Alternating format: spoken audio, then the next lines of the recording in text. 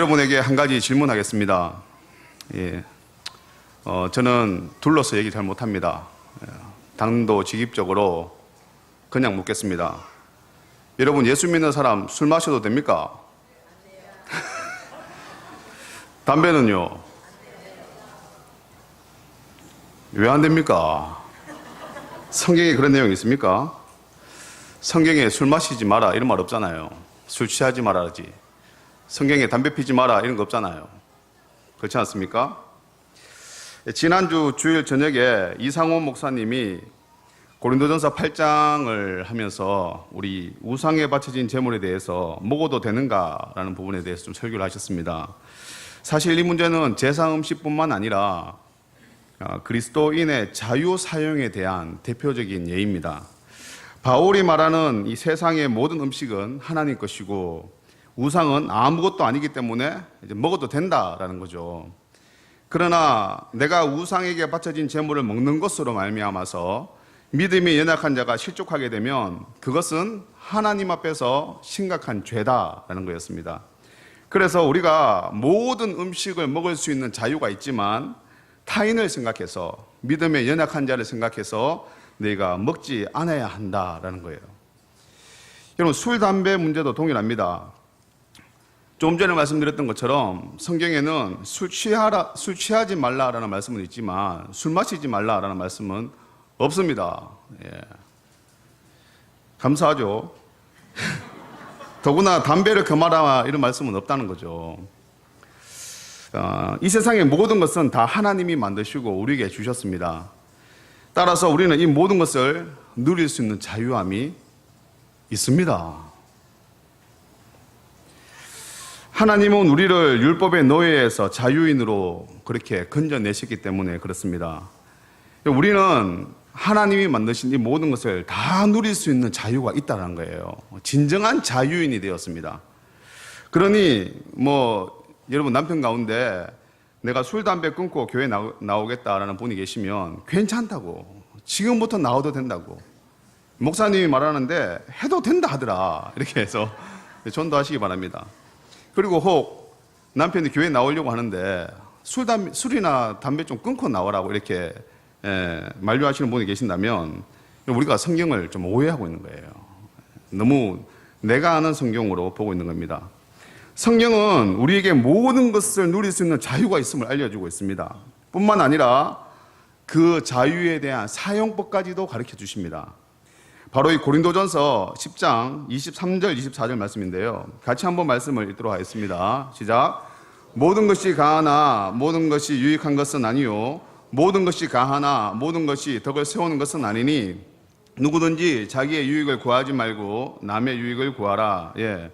우리에게는 하나님이 죄에서 율법에서 자유케 하셔서 우리는 모든 것을 다 할 수 있는 자유가 있다는 거예요. 모든 것이 다 그러나 모든 것이 다 유익하거나 덕스럽지는 못하다는 겁니다. 이에 자유를 자신의 쾌락을 위해서 사용하지 말고 남을 위해서 사용하라라는 겁니다. 성경은 자신의 쾌락을 위해 자유를 사용하는 것을 자유라고 하지 아니하고 방종이라고 얘기합니다.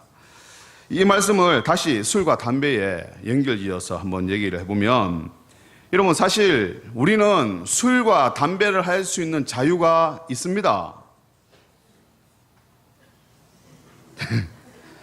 지금 나가시면 안 돼요. 여기서. 하지만 여러분 술 마시고 담배 피는 것을 다른 성도가 보고 실족하면 이거는 하나님 앞에서 죄가 된다는 거죠. 따라서 그리스도인의 이 죄의 기준은 내가 아닙니다. 여러분, 내가 뭔가를 해서 죄를 짓는 것이 아니라 그리스도인의 죄의 기준은 타인이에요. 남입니다. 우리 고린도전서 10장 28절 29절 말씀을 한번 볼까요? 같이 한번 말씀을 읽도록 하겠습니다. 시작.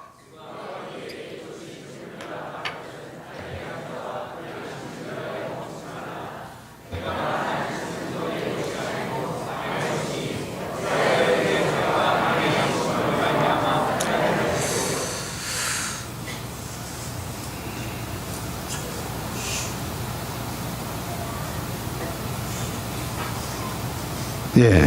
자, 지금 이 말씀이 어떤 배경에서 나오게 됐냐면은 불신 가정에 크리스찬이 이제 초대를 받았어요. 초대받아서 음식을 먹을 때에 우상에게 바쳐진 음식을 이 주인이 내어놓은 거다 말입니다. 그때 느낌이 좀 이상하게 들면, 느낌이 좀 이상하면 주인한테 혹시 이 음식 우상에게 바쳐진 제사상에 올려진 음식입니까? 이거 묻지 말라는 거예요. 묻지 말고 그냥 먹어라 이 말입니다. 그냥 먹어라. 묻지 말고. 왜냐하면 우리는 모든 얽매인 것에서 자유함을 얻은 자유자입니다. 모든 것에서 다 자유할 수 있어요. 먹을 수 있다는 거예요. 그러나 누군가 이 음식이 우상에게 드려진 음식이다라고 말하면 그 음식을 먹지 말아라 하는 겁니다. 왜냐하면 그 음식을 먹음으로 인해서 그 양심이 상할까 봐. 근데 여러분, 여기서 말하는 이 양심은 누구 양심이냐면 내 양심이 아니라 바로 타인의 양심이다라는 거죠. 따라서 술과 담배를 함에 있어 갖고 내 스스로 별로 끄리낌이 없고 양심에 가책이 없다면 여러분 해도 됩니다. 해도 되는데, 그러나 내가 하는 것으로 인해서 다른 누군가가 상처를 받는다면 하지 말라는 거예요. 여러분, 기독교에서 술, 담배를 금한 것은 우리나라 선교 초기에 선교사님들에 의해서입니다. 조선에 들어와서 우리 선교사님들이 보니까 이 남자들이 일은 안 하고 낮부터 술 마시고 담배 피고 도박만 하더란 거죠. 도박하면서 그냥 곱게 10원짜리 도박하는 것이 아니라 집문서 잡히고 마누라 잡히면서 이렇게 도박을 하더는 거예요. 그러니까 여러분, 가정이 깨지고 삶이 피폐해지는 것을 이게 선교사님이 다 목도한 거죠.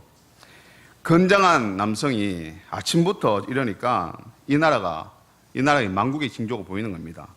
그래서 선교사님이 복음을 전하면서 술과 담배, 도박을 함께 금했습니다. 그래서 대한민국에서 예수를 잘 믿는다고 하는 사람들은 술과 담배, 도박은 하지 않지 않습니까? 예수 잘 믿으면서 술, 담배, 도박하는 사람은 없습니다. 근데 여러분, 독일에는 신실한 크리스찬들이 코카콜라를 마시지 않는데요. 독일은 국수주의 성격이 굉장히 강합니다. 그런데 이 코카콜라는 다국적 기업의 제품이라는 거죠. 그래서 그 나라 사람들에게는 코카콜라에 대한 거부감이 있는가 봐요. 그러나 이 독일 사람들은요, 맥주는 우리가 코카콜라 마시는 것처럼 음료수처럼 마셔요. 여러분, 맥주 좋아하시는 분은 독일 가서 신앙생활 하시면 됩니다. 술 좋아하시는 분. 별 문제가 안 돼요. 인도에서는 신실한 크리스찬들이 영화를 안 본답니다. 왜냐하면 인도 사람들의 그 나라 정서가 영화를 보면 내 영혼이 빼앗긴다, 빠져나간다라는 생각이 있는가 봐요. 그래서 그 사람들은 영화를 잘 안 본대요. 브라질의 신실한 크리스찬들은 커피를 안 마신답니다. 브라질이 식민시대 때에 모든 땅에 커피를 심어놔서 커피가 이 브라질 땅을 망쳐놨거든요. 그래서 얘네들은 커피를 안 마신대요. 저 같은 사람은 브라질 가면은 불량한 크리스찬인 거죠. 이게 무슨 말입니까? 그리스도인들은 모든 것에 다 할 수 있는 자유가 있습니다. 모든 것을 다 먹을 수 있는 자유도 있다는 거예요. 하지만 덕을 세우기 위해서, 남의 양심을 위해서 하지 않는 것이 바로 우리에게 주님이 주신 이 자유의 바른 사용법이다라는 겁니다. 자, 그러면 이렇게 묻는 사람이 있을 거예요. 이게 말만 자유지 이게 무슨 자유냐고. 다른 사람 눈치 보면서 사는 것이 이게 무슨 자유인의 삶이냐고 이렇게 묻는 사람이 있을 것 같아요.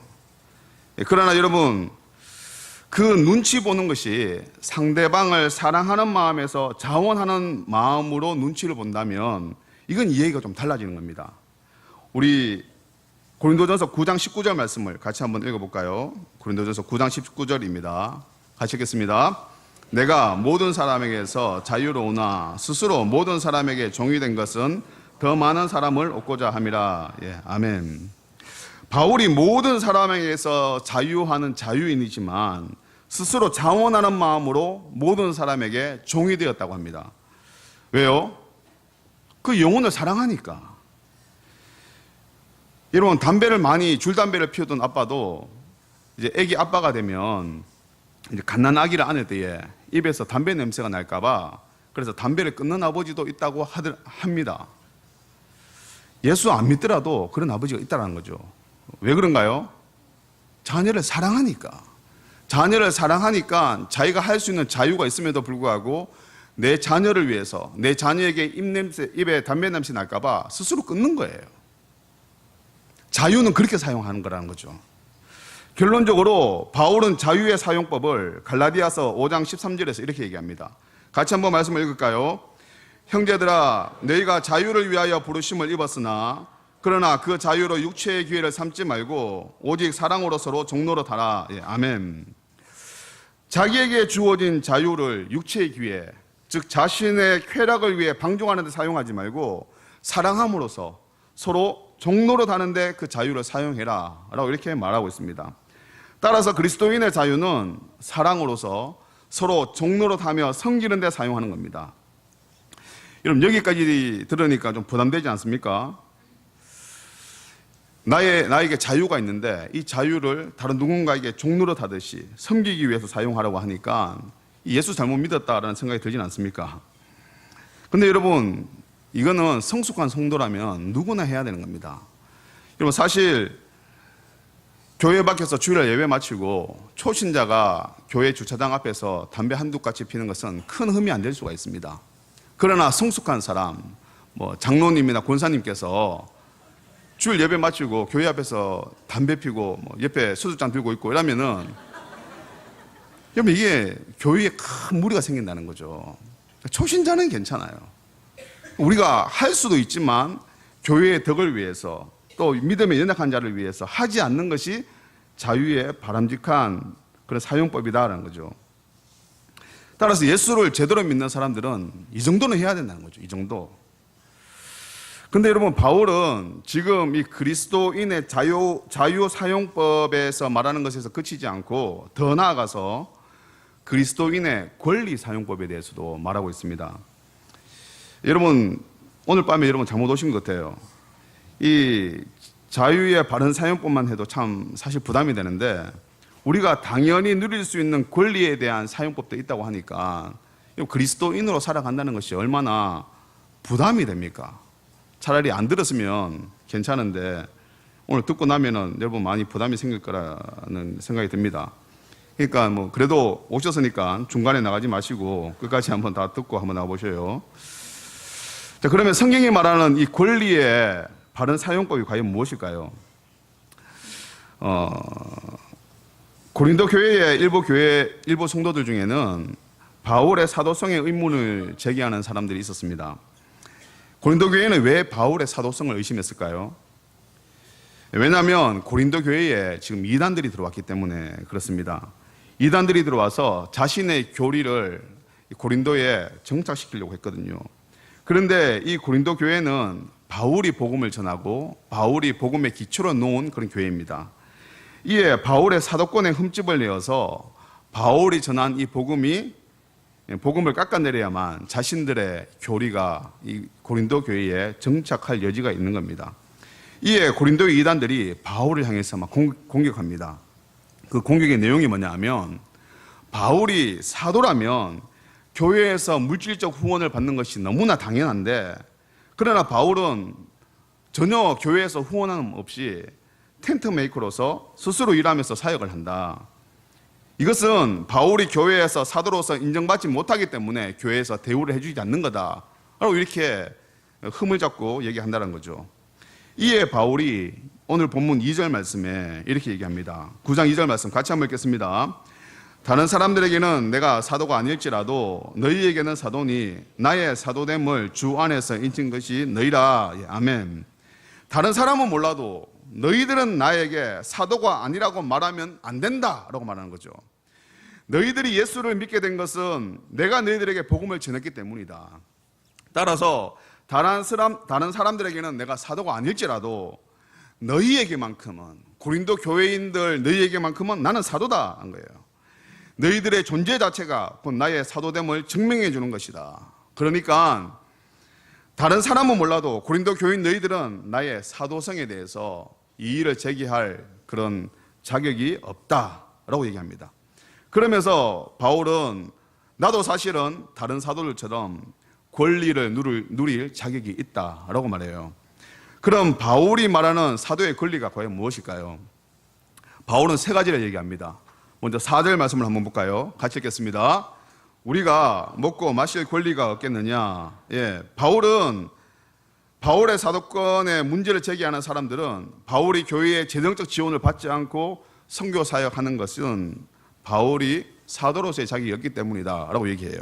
그러나 바울은 나도 사도로서 원래는 고린도 교회 너희들이 재정적 지원을 나에게 해줘야 된다. 나는 그런 것을 충분히 받을 만한 자격이 있다라고 얘기한 거예요. 그런 권리가 있다라고 얘기합니다.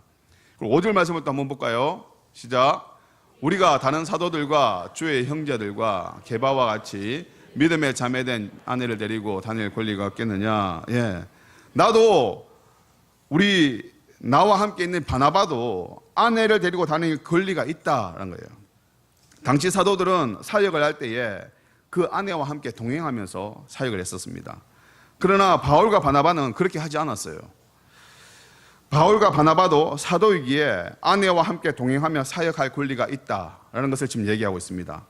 자, 계속해서 6절 말씀을 한번 볼까요? 같이 한번 읽겠습니다.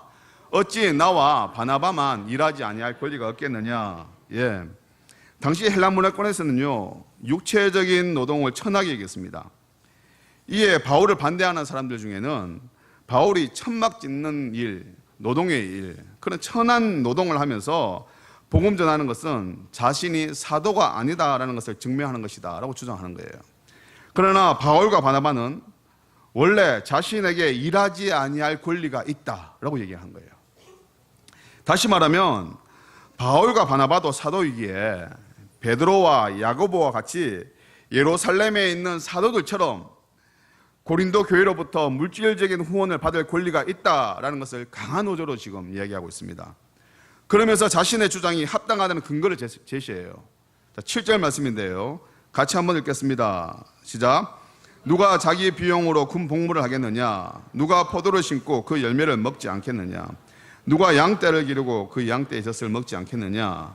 먼저 세상의 이치에 대해서 얘기하는데, 세상도 군 복무를 하는 군인에게는 자기 돈 내고 군 복무 시키지 않는다는 거죠.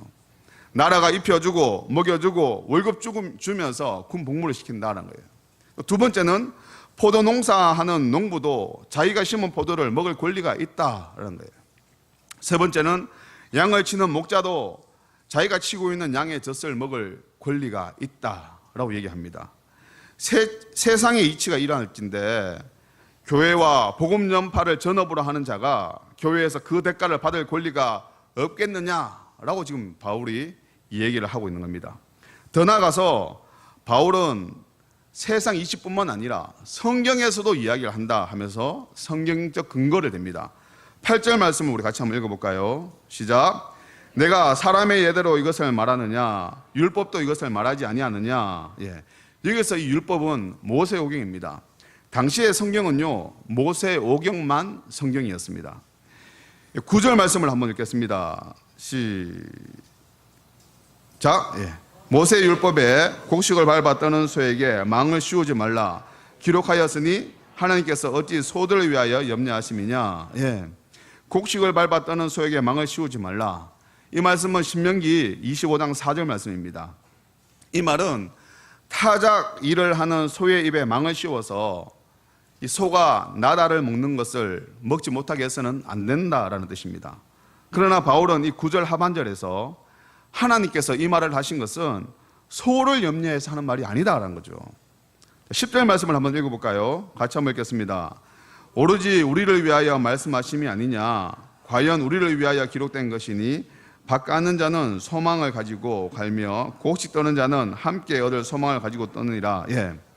바로 하나님이 일하는 소의 입에 망을 씌우지 말라라고 말한 것은 교회를 위해 헌신하고 있는 자신과 같은 사도를 위한 말씀이다 라고 말하고 있다는 거죠. 그러면서 계속해서 성경적 근거를 대기를 바울은 13절 말씀에서 이렇게 얘기합니다. 같이 한번 읽을까요? 성전의 일을 하는 이는 성전에서 나는 것을 먹으며 제단에서 섬기는 이들은 제단과 함께 나누는 것을 너희가 성전 일을 하는 자는 성전에서 나는 것을 먹는다. 여러분, 성전 일을 하는 제사장과 레위인들은 성전에 바쳐진 헌금과 제물을 취할 권리를 가진다라는 겁니다. 민수기 18장 31절 말씀 우리 같이 한번 읽을까요? 너희는 너희의 권속이 어디에 있어든지 예.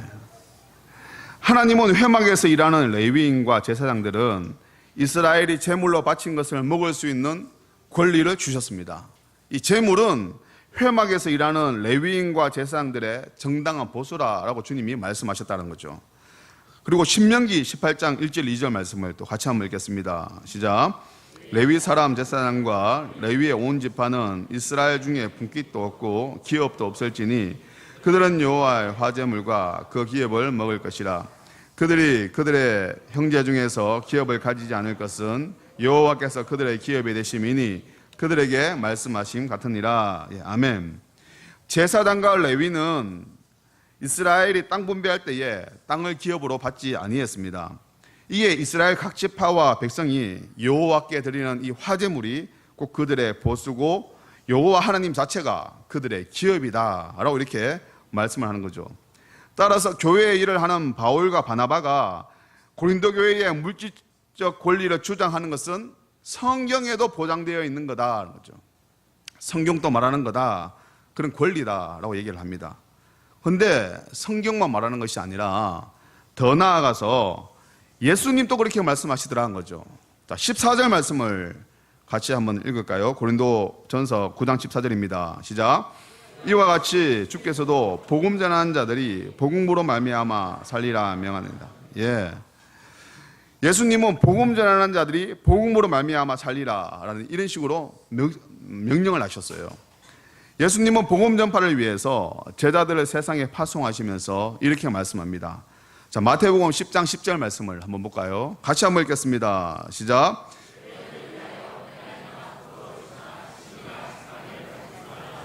이는 일꾼이 자기의 먹을 것 받는 것이 마땅함이니라. 예. 이 말씀은 예수님이 12 제자에게 세상에 복음을 전하라고 파송하시면서 하신 말씀입니다. 그러면서 예수님이 하신 말씀이 14절과 15절 말씀이에요. 같이 한번 읽겠습니다. 누구든지 너희를 영접하지 아니하고 너희 말을 듣지도 아니하거든 그 집이나 성에서 나가 너희 발에 먼지를 떨어버리라. 내가 진실로 너희에게 이르노니 심판날에 소돔과 고모라 땅이 그 성보다 견디기 쉬우니라. 예, 아멘. 자, 이 말씀이요 누가복음에도 또 비슷한 말씀이 있습니다. 누가복음 10장 7절 말씀 우리 같이 한번 읽을까요? 그 집에 유하며 주는 것을 먹고 마시라. 일꾼이 그 삭을 받는 것이 마땅하니라. 이 집에서 저 집으로 옮기지 마라. 예.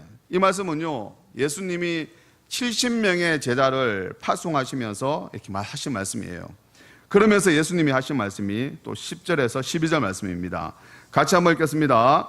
어느 동네에 들어가든지 너희를 영접하지 아니하거든 그 거리로 나와서 말하되 너희 동네에서 우리 발이 묻은 먼지도 너희에게 떨어버리노라. 그러나 하나님 나라가 가까운 줄 알라 하라. 내가 너희에게 말하노니 네, 아멘. 지금 예수님이 무슨 말씀하는 겁니까? 예수님은 복음 전파를 위해 나서는 제자들에게 사람들이 너희를 영접하지 아니하면 너희도 단호하게 거기서 돌아서라 라고 말하는 거예요. 즉 복음을 전할 때는 위축되지 말고 당당하게 선포해라 라고 말하는 겁니다. 혹 복음을 받지 않는다고 해서 제발 내 말 좀 들어달라 이렇게 부탁하지 말고 발에 묻은 먼지도 떨어버리고 나오라 라고 주님이 세게 얘기해요. 복음이 얼마나 귀한지 그 가치를 모르는 자들에게는 그 복음 전해주지 말아라 라고 말씀한다는 거죠. 다시 말하면 진주의 가치를 모르는 돼지에게 진주를 던져주지 말아라 라는 겁니다. 예수님이 제자들에게 이토록 당당하게 선포하라 라고 하신 이유가 뭡니까? 복음은 그 자체로서 굉장히 존귀하고 고귀한 것이기 때문에 그렇습니다. 먹는 것과 입는 것, 잠자는 것과는 비교할 수 없이 귀한 진리를 지금 너희가 가지고 있고 이것을 전하고 있는데 육적인 것 때문에 굽신거리지 말아라 라는 거죠. 복음은 그런 게 아니다는 겁니다. 그것과 바꿀 만한 비교할 만한 것이 아니다는 거예요. 만일 복음을 듣는 자들이 너희를 영접하지 아니하면 마지막 날에 지옥불에 던져질 것이다 라고 주님이 강력하게 말씀하셔요. 따라서 제자들이 전하는 이 복음은 영접하면 천국이고 아니면 거부하면 지옥이다라는 거죠. 제자들이 전하는 이 복음은 세상에서 비교할 수 없는, 값으로 매길 수 없는 단 하나의 고귀한 진리라는 거예요. 바울은 이렇게 세상의 이치와 성경과 예수님의 말씀을 예로 들면서 자신이 이 사도로서 물질적 후원을 받는 것은 아주 마땅한 권리다라고 지금 가르치고 있습니다. 그러면서 바울이 오늘 고린도전서 9장 11절 말씀에 이렇게 얘기를 해요. 같이 한번 읽겠습니다. 우리가 너희에게 신령한 것을 뿌렸은즉 너희의 육적인 것을 거두기로 과하다겠느냐. 고귀한 생명의 복음을 전하는 자에게 육적인 필요를 지원하고 채워주는 것은 전혀 과한 것이 아니고 지극히 마땅한 거다라고 이렇게 말하는 거예요. 게다가 고린도 교회는 고린도를 방문하는 다른 사역자에게는 이미 물질적 지원을 하고 있었습니다. 12절 말씀을 한번 읽어볼까요? 같이 한번 읽겠습니다. 다른 이들도 너희에게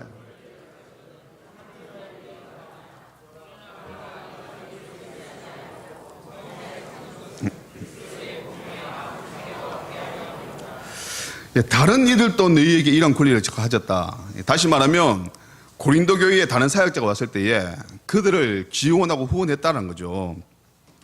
그런데 고린도 교회의 개척자고 누구보다도 많이 수고한 바울은 당연히 고린도 교회로부터 물질적 후원을 받을 권리가 있다라는 거예요. 그러나 바울은 이 권리를 쓰지 않아요. 더 나아가서 범사의 물질적인 것 때문에 어렵고 힘들었지만 내가 참았다라고 말하고 있습니다. 바울이 이렇게 참은 이유는 단 한 가지입니다. 바로 바울이 전한 복음이 전파되는 데에 걸림이 될까 봐 내가 참았다라고 얘기해요. 다시 말하면 아직 영적으로 갓난 아기와 같은 고린도 교회의 성도들이 실족할까 봐 마땅한 권리지만 내가 그 권리를 쓰지 아니했다라고 말합니다. 고린도 교인들 중에는 하나님께 드린 헌금이 바울의 생계와 사역비로 지출되는 것에 못마땅하게 생각했던 사람들이 있는 것 같아요. 그래서 그 영혼이 혹시 실족할까 봐 바울이 그 권리를 쓰지 아니했다라는 거죠. 그러면서 바울은 더 나아가서 내가 앞으로 죽을 때까지 이 권리를 너희들 앞에서는 하나도 쓰지 않겠다라고 얘기합니다. 15절 말씀을 한번 보겠습니다. 같이 한번 읽겠습니다. 그러나 내가 이것을 하나도 쓰지 아니하였고 또 이 말을 쓰는 것은 내가 이같이 하여 달라는 것이 아니라 내가 차라리 죽을지언정 누구든지 내 자랑하는 것을 헛된 대로 돌리지 못하게 하리라. 아멘. 당시에 연설가들이 연설을 하면서 돈에 대해서 얘기를 하면요, 돈을 요구하는 신호로 여겼다고 합니다. 바울도 고린도의 이런 문화적 배경을 알기에 아주 강한 어조로 내가 지금 말하는 것은 돈 달라고 하는 말이 아니야. 나에게 물질적 후원을 해달라고 하는 말이 아니다라는 거죠. 만약 지금부터라도 고린도 교회가 나에게 물질적 후원을 하고 내가 또 물질적 후원을 받을 권리를 사용한다면 이때까지 내가 한 이 모든 일들, 한 말들은 모두 다 헛것이 될 것이기 때문에 내가 절대 그런 뜻으로 하는 말이 아니다라고 얘기합니다. 그러면서 바울은 나는 죽을 때까지 고린도 교회 너희들에게서는 내가 후원을 안 받을 테니까 걱정하지 마라고 이렇게 말한다는 거죠. 여러분, 지난 6월 달에 어느 셀리더로부터 카톡으로 질문을 받았습니다.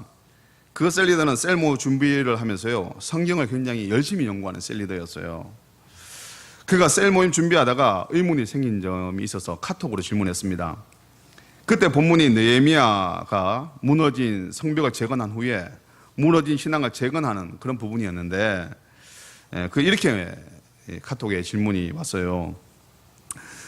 구약의 레위 지파는 생계를 위한 직업을 가지지 않고 나머지 12지파가 레위 지파의 생계를 책임졌잖아요. 오늘날의 목사님들도 구약의 레위 지파 개념을 가지고 목회에 전념하려고 성도들이 목사님들의 생계를 책임져 주시는 것이라고 예전에 들었는데요. 신약시대에 사도 바울은 최소한의 생계를 위해 천막 짓는 것을 업으로 삼았잖아요. 그렇다면 구약의 레위 지파 개념이 신약에서는 폐하여진 것이 아닙니까? 이렇게 질문한 거죠. 셀리더 모임 가서 이제 얘기를 해야 되는데 자기가 성경을 연구하다 보니까 궁금했나 봐요. 여러분 중에도 한 번쯤은 궁금해 하셨을 법한 그런 질문이지 않은가 해서 이 질문을 지금 함께 공유합니다. 근데 여러분, 우리가 여기서 잊지 말아야 되는 것은 사도 바울은 선교사입니다. 선교사. 다시 말하면요, 우리 입장에서 선교사를 한번 생각해 보세요. 니제리아에 지금 우리 김민선 선교사님이 나가 계시는데, 그런 니제리아에 선교사로 나가 있는 선교사의 신분이 바울이라는 거죠. 니제리아에서 우리 김민선 선교사님이 열심히 복음을 전해서 그 안에서 그리스도인이 나왔다고 한번 칩시다. 그리고 그들로 인해서 교회가 해봐요. 그러면 여러분, 니제리아에 있는 이 현지 교회가 김민선 선교사님의 생계를 책임져야 되잖아요. 성경적인 원리대로. 그죠? 열심히 쏘가고 복음을 씨를 뿌렸는데 그 교회가 어느 정도 자립할 정도로 섰으면 책임져야죠. 그런데 그렇게 하지 않는 것은 아직 니제리아의 성도들의 믿음이 어린아이와 같기 때문에 그렇습니다.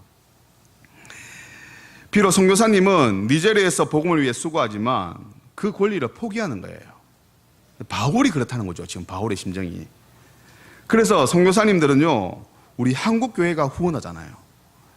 이처럼 바울은 고린도 교회에서 사도의 권리를 포기했지만 그가 세운 모든 교회에서 이 사도의 권리를 포기한 것은 아니다는 거죠.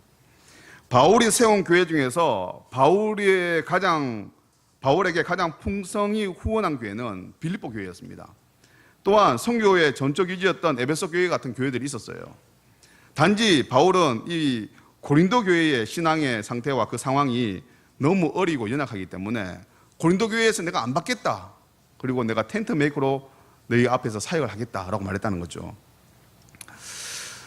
그럼에도 불구하고 이 고린도 교회는 바울의 희생과 헌신에 감사하기는커녕 바울의 사도권을 의심할 정도로 지금 오해하고 있었습니다. 만약 여러분 제가 바울이라면 굉장히 섭섭하고 막 괘씸한 생각까지 들었을 것 같아요. 그래서 막 저주하면서 지옥에 나가라 하면서 저 같은 건 떠났을 것 같은데, 이거 완전 은혜를 원수로 갚는 거지 않습니까? 근데 바울은요, 역시 바울은 바울이에요. 바울은 자신이 고린도 교회에서 이 한 사역에 대해서 섭섭한 마음이 들지만 또 전혀 다른 관점으로 지금 해석을 하고 있습니다. 바로 사명이라는 관점이에요. 자, 16절 말씀을 우리 같이 한번 볼까요? 같이 한번 읽겠습니다. 내가 복음을 전할지라도 자랑할 것이 없음은 내가 부독불할 일임이라. 만일 복음을 전하지 아니하면 내게 화가 있을 것이로다. 예. 비록 바울이 고린도 교회를 위해 아무것도 바라지 않고 무보수로 희생하고 섬겼지만 이것은 내가 자랑할 일이 아니라는 거예요.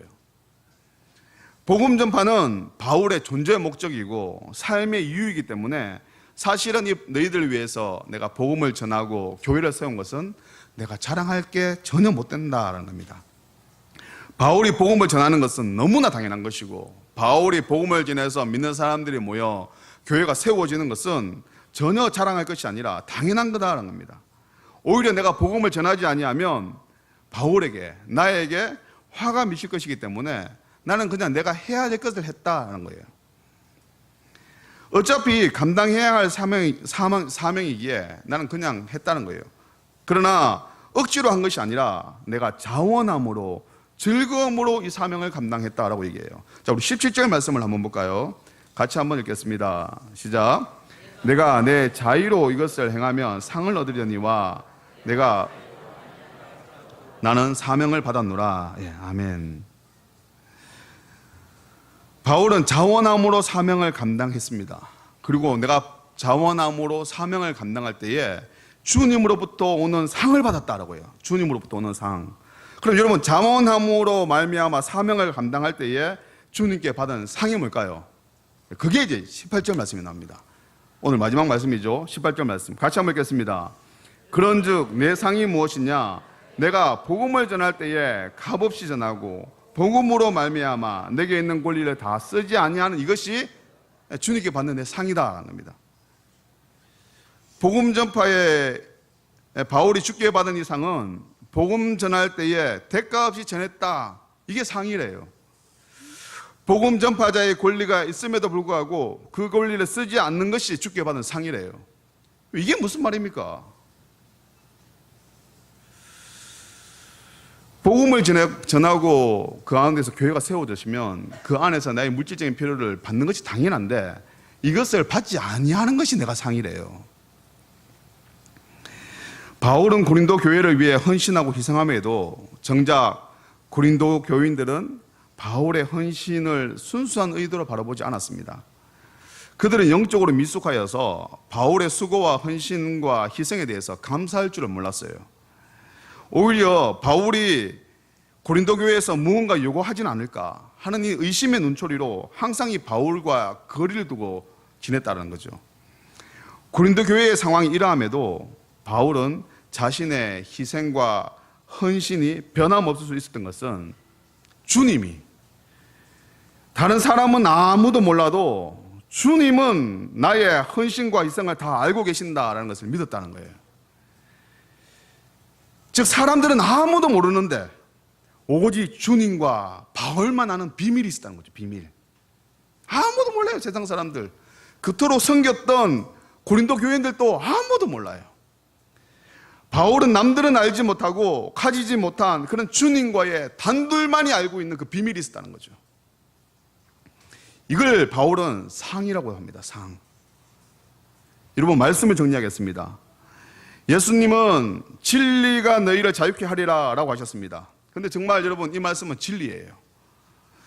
진리를 제대로 아는 사람은 정말로 이 세상에서 자유를 누리며 살 수 있습니다. 우리가 뭔가 억압되고 눌려있다면 우리는 진리를 왜곡해서 알고 있는 거예요. 제대로 알고 있지 못하는 겁니다. 여러분, 이 세상의 모든 것은 주님이 나를 위해서 만들어주신 거예요. 그리고 이것을 누리라고 우리에게 주신 겁니다. 그래서 우리는 이 세상에 있는 모든 것을 다 할 수 있는 자유함이 있는 사람들이에요. 진정한 자유인이란 거죠. 그러나 이 자유를 나의 쾌락을 위해 사용하다가 믿음이 연약한 자가 실족하게 되면 이거는 하나님 앞에 큰 죄를 범하게 되는 게 된다는 겁니다.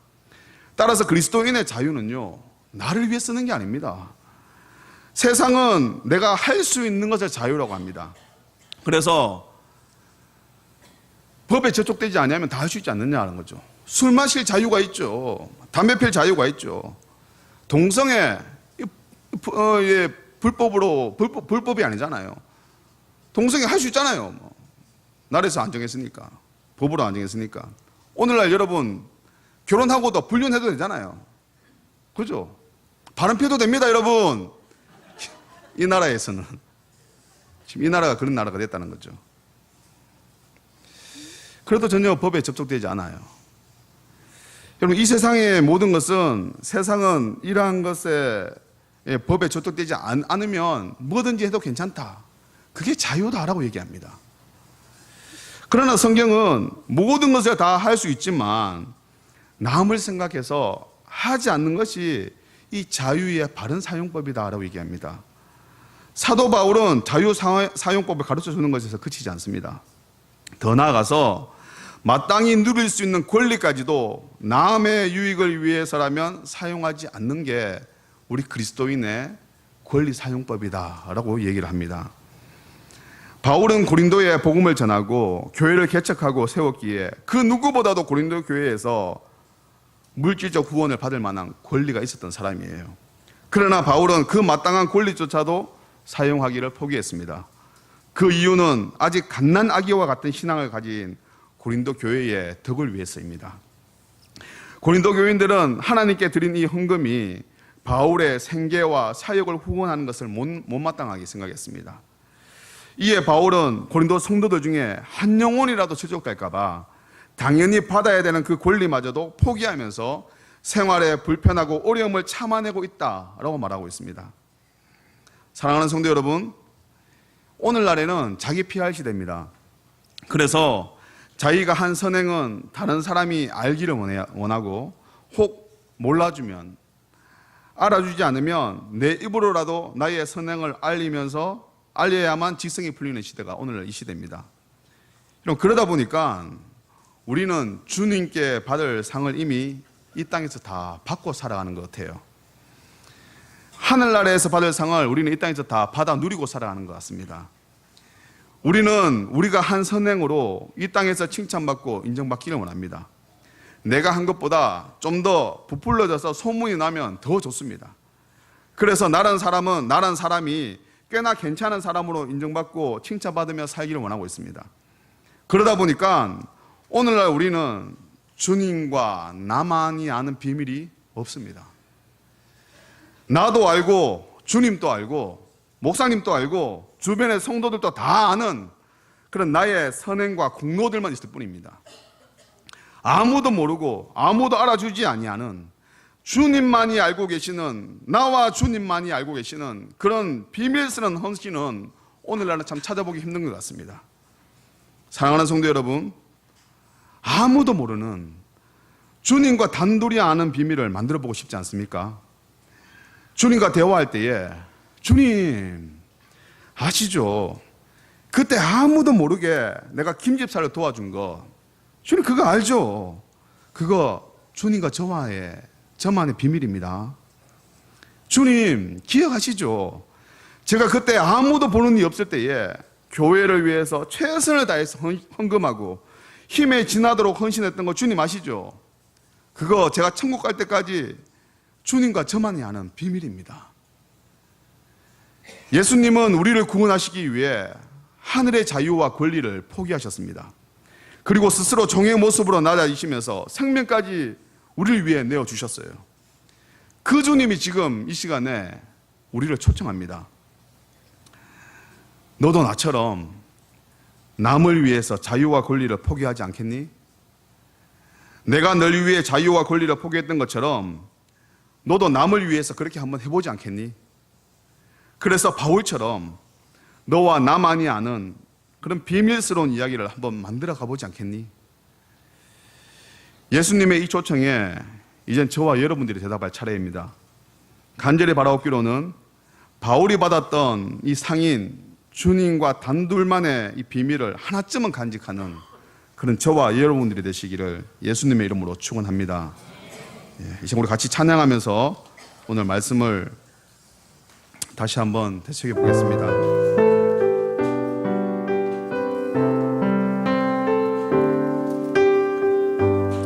이 세상 가장 아름다운 이 세상 가장 아름다운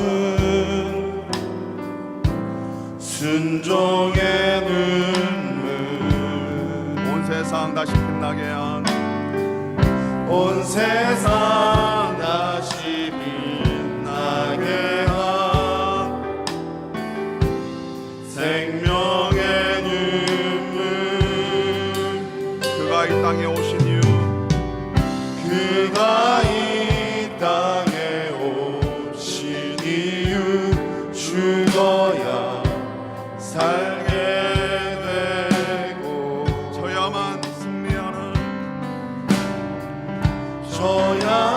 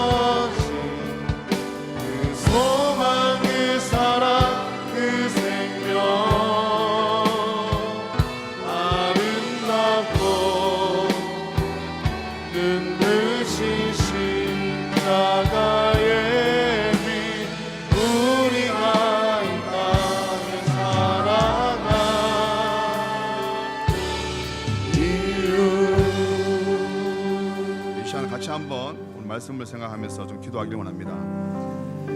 여러분, 우리가 다 할 수 있는 자유가 있고 마땅히 누려야 할 권리가 있지만 나보다 믿음이 연약한 자를 위해서 또 덕을 위해서 그 모든 것을 포기할 수 있고 남을 위해서 내 자유를 사용하는 것이 바로 이 자유의 바른 사용법이고 권리의 바른 사용법이라고 하였습니다. 예수님 받길 원하시죠? 예수님이 이미 우리에게 본으로 보여주셨습니다. 우리를 구원하시기 위해서 예수님의 자유와 권리를 다 내려놓으시고 엄청난 대가를 지불하시면서 우리를 하나님의 자녀로 삼아 주셨어요. 그리고 주님이 우리에게 말씀하십니다. 태훈아, 너도 나처럼 너의 자유와 권리를 포기할 수 있지 않겠니? 세상 사람 다 몰라줘도 너와 나만이 아는 그 비밀 하나쯤은 만들어 보지 않겠니? 오늘 그렇게 초대하시는 주님의 부름에 여러분 이 시간 기도로서 함께 응답하길 원합니다. 같이 한번